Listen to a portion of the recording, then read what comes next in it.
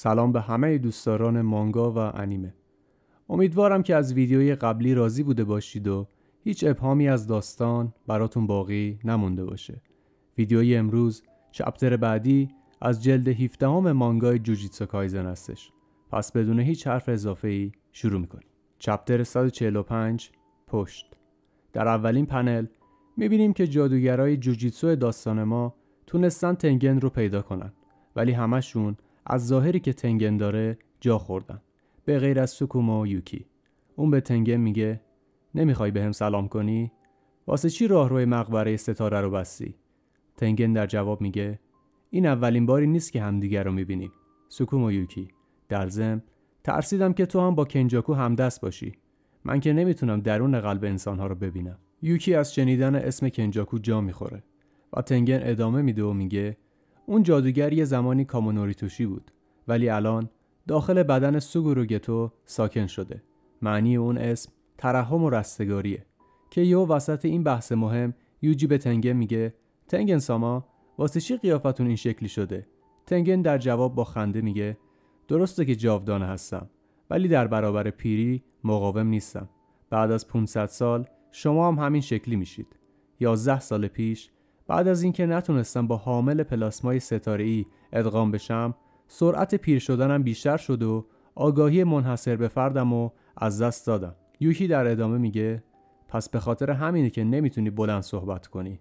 و با خودش میگه یعنی حامل پلاسمای ستاره‌ای دیگه‌ای در کار نبوده؟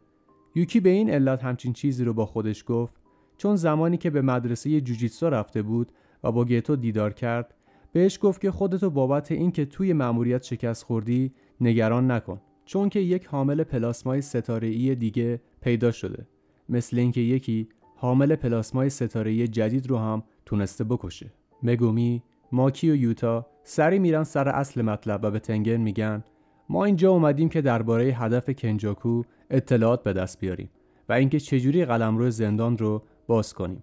اما تنگن میگه دلم میخواست خیلی راحت بهتون کمک کنم، ولی یه شرط داره. اوکوتسو یوتا، سوکوما یوکی و جنین نقاشی مرگ، 2 نفر از شما باید اینجا بمونه تا محافظ من باشه. یوتا و ماکی میگن برای چی نیاز به محافظ داری؟ مگه فنا ناپذیر نیستی؟ نکنه نگران مهرموم هستی؟ و یوکی سریع اعتراض میکنه و میگه اصلاً منصفانه نیست. تو حتی بهمون نگفتی چرا باید ازت محافظت کنیم یا تا چه مدت باید این کار رو انجام بدیم. تنگن که میبینه همه سری گارد گرفتن کوتاه میاد و میگه پس باید راجع به کنجاکو حرف بزنم. آره، هدفمون اینه که همه انسانهای ژاپن رو به زور به تکامل برسونه. مگومی میگه اینو میدونیم، ولی واقعا قصدش چیه؟ چرا اون موقع کنجاکو از حصار تو استفاده نکرد و همه مردم ژاپن رو از طریق تغییر شکل بیهوده به جادوگر تبدیل نکرد؟ تنگن در جواب میگه برای انجام اون کار انرژی نفرینی کافی نداشت. انرژی نفرینی که از طریق تکنیک اوزوماکی استفاده بشه نمیتونه به جادوگر برگرده. راه اندازی تکامل هر یک نفر با یک تکنیک نفرینی به صورت باور نکردنی ناکارآمده. قبل از اینکه سراغ پنل بعدی بریم، لازم هستش که مکالمه مگومی و تنگن رو واسهتون شفاف سازی کنم و راجع به تکنیک اوزوماکی بهتون توضیحاتی بدم. دستکاری ارواح نفرینی اوزوماکی، یا در معنای لغوی حداکثر چرخش. این تکنیک نفرین‌های جذب شده رو با هم ترکیب و تبدیل به یک نفرین میکنه و انرژی نفرینی پرتراکمی رو به وجود میاره تا حریف خودش رو نابود کنه. این تکنیک باعث خنثی شدن ویژگی دستکاری نفرین میشه و تنوع حمله‌ای نداره و به علاوه انرژی نفرینی زیادی رو از کاربر خودش میگیره. شاید فکر کنید که این تکنیک بیشتر ضرر داره تا سود، ولی اوزوماکی زمانی خودش رو نشون میده که روی نفرین‌های سطح 1 یا بالاتر استفاده بشه و باعث استخراج تکنیک اون نفرین سطح 1 میشه.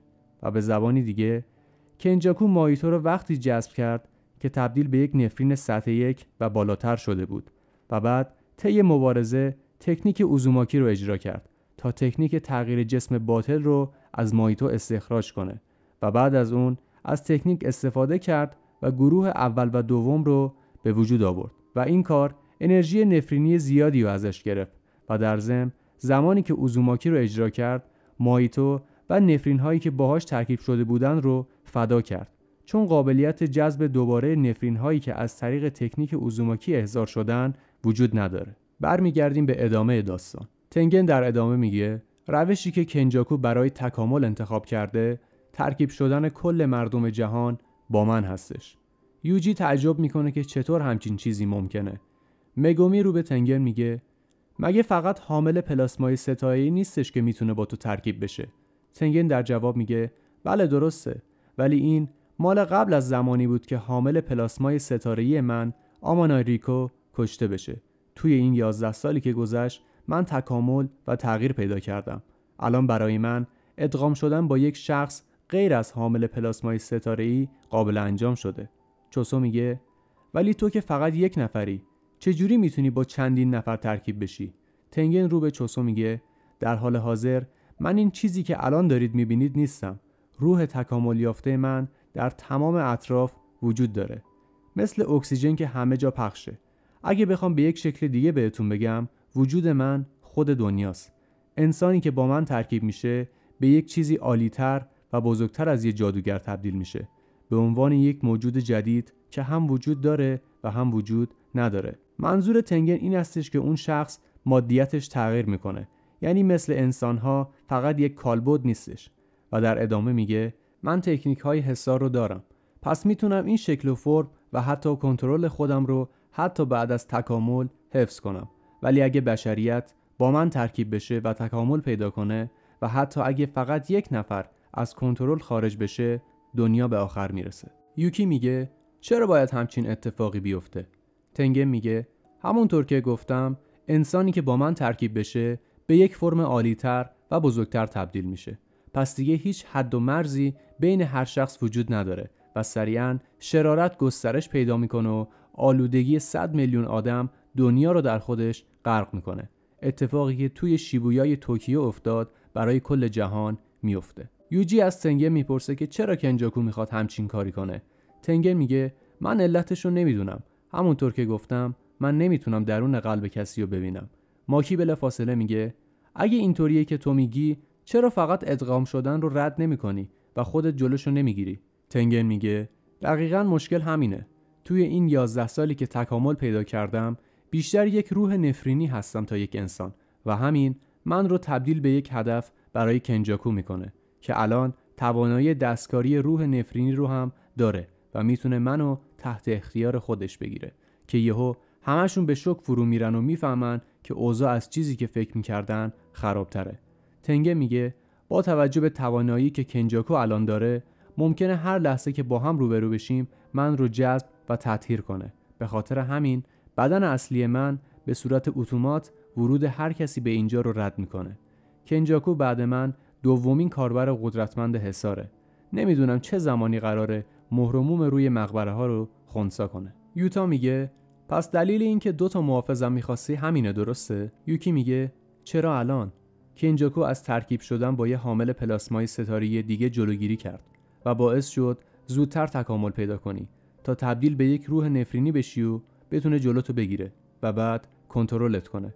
مثل اینکه اون با سکونا دست به یکی کرده، پس اون حداقل 1000 سال سن و تجربه جادوگری داره. پس چرا الان؟ تنگه میگه من و حامل پلاسمای ستاره‌ای و 6 چشم هر ستامون از طریق سرنوشت به هم وصل شدیم.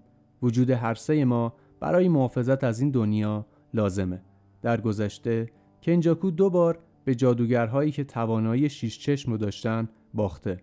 بار دوم اون هیچ ریسکی نکرد و حامل پلاسمای ستاره‌ای و 6 چشم رو توی 1 ماه بعد از به دنیا آمدنشون کشت. حتی توی اون وضعیت، زمانی که وقت ادغام من سر رسید، 6 چشم و حامل پلاسمای ستاره‌ای جدیدی به دنیا آمدن. بعد از این اتفاق کنجاکو به جای از بین بردن 6 چشم تصمیم گرفت اونو مهر و موم کنه و رفت تا قلمرو زندان رو پیدا کنه، چون 2 تا 6 چشم همزمان نمیتونن وجود داشته باشن. ولی 11 سال پیش یک اتفاق غیر منتظره رخ داد. وقتی که توجی زنین وارد ماجرا شد، به اون از طریق محدودیت بهشتی توانایی فیزیکی فوق‌العاده‌ای داده شده بود و از اون مهمتر توجی زنین یک آدم غیر عادی بود که از انرژی نفرینی فرار کرده بود. به عنوان یک انسان که از طریق قدرت محدودیت از سرنوشت فرار کرده بود، تقدیر من 6 چشم و حامل پلاسمای ستاره‌ای رو نابود کرد و حتی بعدش یک پسر با تکنیک دستکاری نفرین از راه رسید. یه دفعه همه تیکه‌های پازل به جز قلمرو زندان در کنار هم جمع شدن و حتی اون هم 6 سال پیش به دست کنجاکو افتاد. یعنی زمانی که کنجاکو توی بدن مادر یوجی بوده تونسته قلمرو زندان رو پیدا کنه. مگومی میگه پس چرا بازی کشتار رو راه انداخته؟ تنگن در جواب میگه بازی کشتار مثل ورود غیرقانونی به بدن قبل از ترکیب شدنه. ترکیب شدن با کسی غیر از حامل پلاسمای ستاره‌ای در حال حاضر غیر ممکن نیست، ولی درصد موفقیتش پایینه و یه چیز ناقص از آب در میاد. بازی کشتار انرژی نفرینی بازیکن‌ها و حصارهای اجباری بین منطقه‌ها رو توی یک مراسم استفاده میکنه و همه انسان‌های این کشور رو به طرف دیگه انتقال میده. از طریق همین مراسم اون ترکیب شدن با من رو شروع میکنه. البته احتمالاً برای انجام همچین مراسمی کنجاکو پیمانهای اجباری زیادی رو متعهد شده. اول اینکه قید میکنه که اون صاحب بازی نیستش، هرچند این به نفع شما نیست، چون حتی اگه اون رو هم بکشید بازی کشتار تموم نمیشه. بازی تا جایی ادامه پیدا میکنه که همه بازیکنها مرده باشن یا همه بازیکنها از شرکت در بازی جلوگیری کنن و بمیرن.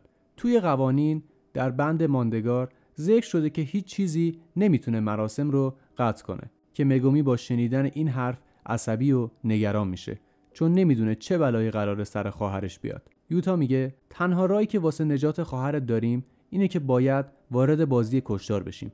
طبق قانون ششم میتونیم با دادن 100 امتیاز یک قانون جدید به بازی اضافه کنیم. باید یک قانون اضافه کنیم تا کسایی که تمایلی به مشارکت در بازی ندارن بتونن ازش خارج بشن. و مگومی در ادامه میگه همینطور باید گوجو سنسا رو هم آزاد کنیم. اون میتونه به تنهایی همه چیز رو تموم کنه. یوجی به تنگن میگه اول تصمیم بگیرین که کیا قراره پیش شما بمونن که یوکی و چوسو داوطلب میشن. چوسو رو به یوجی میگه تو قطعاً به کمک یوتا یا این زن نیاز داری. در ضمن اگه کنجاکو بیاد اینجا سراغ تنگن، با کشتنش میتونم زندگی برادرای کوچیکترمو نجات بدم.